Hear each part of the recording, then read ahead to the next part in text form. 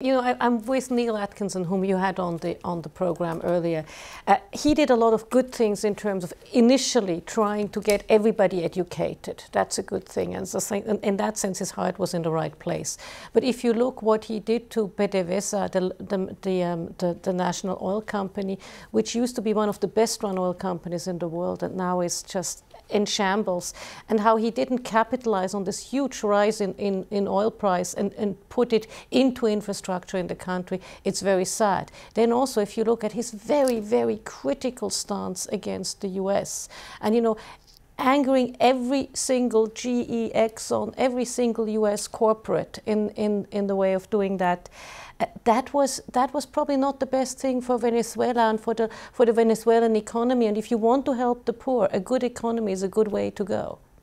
In terms of the future then, Cornelia, what do you think? Because obviously many are saying now, when you have such a strong leader, you know, such a charismatic figure for such a long time, it's what will happen next. There's this void. There's a void, but the one thing that he did is he did endorse Mr. Maduro, his the former foreign minister, closest ally, former bus driver, and now vice president, and said, well, when he was not here, Mr. Maduro would run the country. So he is, for the next election, it might very well be that Mr. Maduro has been sufficiently endorsed by Mr. Chavez to make the cut, but what happens thereafter is going to be difficult. But very briefly, because we want to get to the other stories today, what's the potential for Venezuela, given the huge amount of oil reserves? Oh, the potential would be fantastic, but if you look at how underinvested the oil company is right now,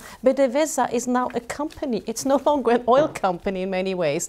There will be so much investment needed, so much technology needed, cooperation with international oil companies, that this is not from today to tomorrow. This is a 10-year time frame we're talking about. And also the impact of his departure from the international scene could be felt in the region, couldn't it? Because people like countries like Cuba, of course, depended heavily upon the heavily subsidised prices for oil. I mean, 100,000 barrels of oil a day. And then the other three big allies, which is Bolivia, Peru, and Argentina. Now, other stories. International Herald Tribune, China backs US efforts to penalise North Korea. This is the talk of tightening sanctions on North Korea. Give us your take on this. Well, I think China is starting to get fed up with North Korea and the continuous North Korean testing, especially now that North Korea says we don't want to keep on to the ceasefire with South Korea. South Korea is a big investor in China, a big trading partner. So North Korea is starting to threaten the apple cart in China's backyard, and they don't like that. But in the meantime, you know, South China Morning Post front page, budget deficit rise aimed at economy and welfare. And I must admit, as I was reading this, I was thinking, gosh, this is music to the ears, is it, of global financial markets? China doing much more to help the Chinese people, to spread the wealth, to increase the middle classes. I mean, gosh, you know. It's you know, to create domestic demand. And this is QE Chinese style, but they have to do it. Because for China to grow, it needs to grow at 5%. If it grows less than 5%, it actually goes back. So if they go for 7%, they only really grow by 2% because they have so many people still yet to get out of poverty. Right, let's move on to the Financial Times, closer to home. And George Osborne didn't succeed in getting any backing in Brussels yesterday. So it looks as though it's a done deal. Bankers' bonuses will be capped at 1 year's salary.